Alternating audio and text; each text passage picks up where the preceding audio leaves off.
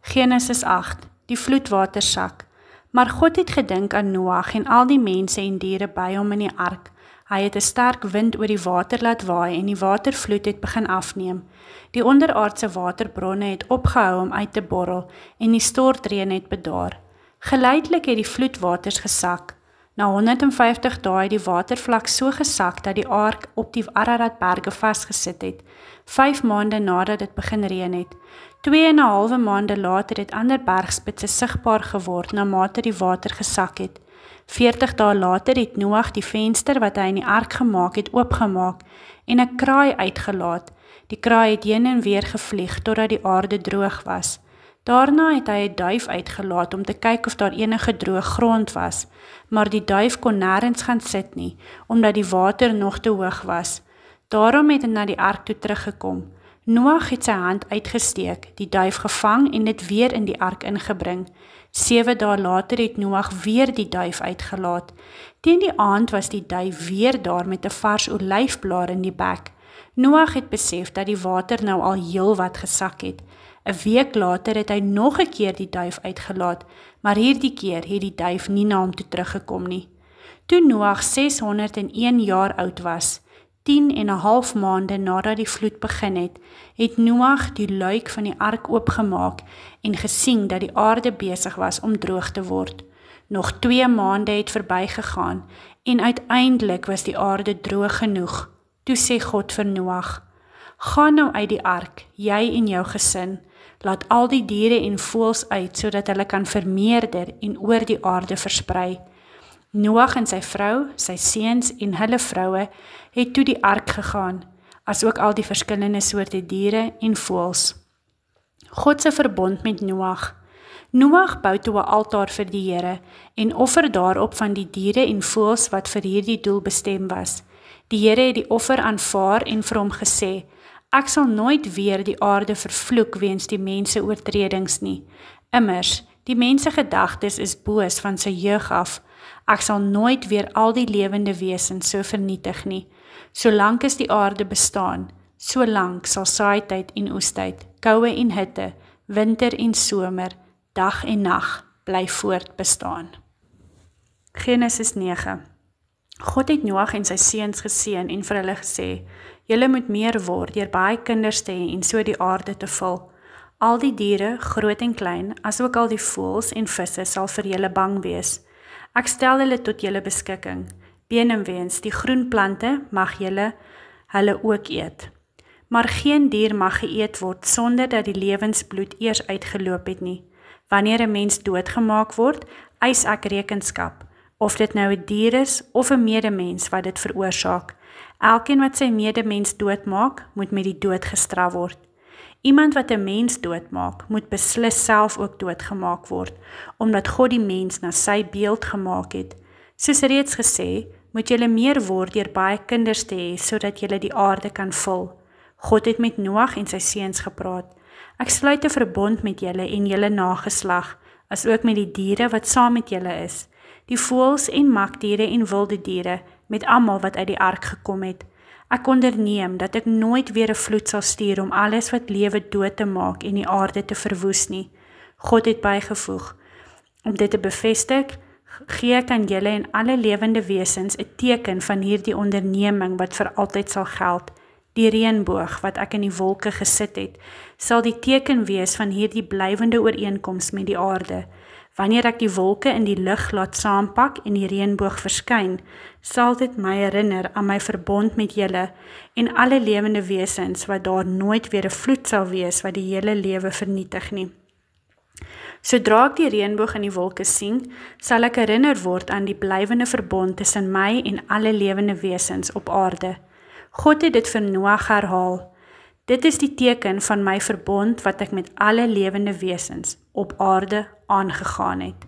Noag en sy seuns, Sem, Cham, die pa van Kanaan, en Jafet, die 3 seuns van Noag, het saam met hulle pa uit die ark gekom. Al die mense in die wêreld stam af van hierdie 3 seuns. Na die vloed het Noag die grond bewerk en 'n wingerd geplant. Op 'n dag het Noag van die wyn gedrink wat hy gemaak het, dronk geword en sonder klere in sy tent gelê. Cham, Kanaan se pa, het dit gesien en buite vir sy broers gaan vertel. Sem en Jafet vat toe 'n kledingstuk en hou dit agter hulle skouers, loop agteruit in die tent en bedek hulle pa. Hulle het nie agtertoe gekyk nie, omdat hulle nie hulle pa in hierdie toestand wou sien nie. Toe Noag weer nugter was, kom hy agter wat sy jongste seun gedoen het en sê, vervloek is Kanaan, hy sal die slaaf wees van die slawe van sy broers. Noag sê ook, prys die Here, die God van Sem, Kanaan sal Sem se slaaf wees. God sal vir Jafet ruimte gee om in te woon en ook vrede met Sem, en Kanaan sal ook sy slaaf wees. Na die vloed het Noag nog 350 jaar gelewe. Hy was 950 jaar oud toe hy dood is. Genesis 10. Die volgende is 'n lys van die nakomelinge van Noag se 3 seuns, Sem, Cham en Jafet, na die vloed. Die nakomelinge van Jafet. Die nageslag van Jafet was Gomer, Magog, die Medeërs, die Grieke, Tubal, Mesek en Tiras. Die nageslag van Gomer was Askenas, Rifat en Togarma. Die nageslag van Grieke was Elisa, Tarsis, die Keteers en die Rodaners. Hulle nageslag het seevaarders in verskillende lande geword. Elke stam het sy eie taal gehad. Die nakomelinge van Cham. Die nageslag van Cham was Kus, Egipte, Put en Kanaan. Die nageslag van Kus was Seba, Kavila, Sabta, Rama en Sabteka. Die nageslag van Rama was Skeba en Dedan. Een van Kus se nakomelinge was Nimrod, die eerste krygsman op aarde. Hy was 'n voortreffelike jagter voor die Here. Sy naam het soos 'n spreekwoord geword en mense het gesê, soos Nimrod, die beroemde jagter voor die Here. Met die stede Babel, Erek, Akkad en Kalne het hy die grondslag vir sy ryk in Sinar gelê. Daarvandaan het hy sy ryk na Assirië toe uitgebrei. Daar het hy Ninive, Regeboth, en Kalag gebou. Tussen Ninive en Kalag het hy ook Resen, wat 'n groot stad was, gebou. Egipte was die voorvader van die Ludeërs, Anamers, Lehabeers, Naftoagite, Patrusane, Kislugite en Kaftorite, uit wie die Filistyne afgestam het. Kanaan se oudste seun was Sidon, die voorvader van die Sidoneërs. Kanaan was ook die voorvaders van die Hettiete, Hebusite, Amorite, Girgasite, Hevite, Erekite, Sinite, Arvadeërs, Samareërs en Hamatite. Mettertyd het stamme van die Kanaaniete versprei en het die grense van Sidon tot by Gaza gestrek, op pad na Gerar toe en in die rigting van Sodom, Gomorra, Adma en Seobeum by Lesa. Dit was die nakomelinge van Cham, aangedui volgens hulle stamme, talle, onderskeie gebiede en nasies. Die nakomelinge van Sem.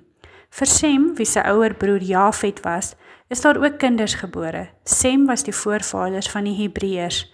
Sem se nageslag was Elam, Assur, Arpaksad, Lud en Aram. Die nakomelinge van Aram was Us, Gil, Geter en Mas. Arpaksad was die voorvader van Selag en Selag was die voorvader van Heber. Heber het 2 seuns gehad. Die eerste was Peleg, verdeling, want in daardie tyd is die mense verdeel en het hulle oor die aarde versprei. Sy broer se naam was Joktan. Joktan was die voorvader van Almodad, Selef, Gasarmavet, Jerach, Adoram, Usil, Dikla, Obal, Abimahel, Skeba, Offer, Gavila en Jobab. Die nakomelinge van Joktan het gewoon in die gebied vanaf Mesa na die oostelike heuwels van Sefar. Dit was die nakomelinge van Sem, aangedui volgens hulle stamme, tale, onderskeie gebiede en nasies. Dit is die geskiedenis oor die afstammelinge van Noag se seuns, aangedui volgens hulle afstamming en onderskeie nasies. Dit is die stamme waaruit die nasies wat na die vloed oor die aarde versprei het, afkomstig was.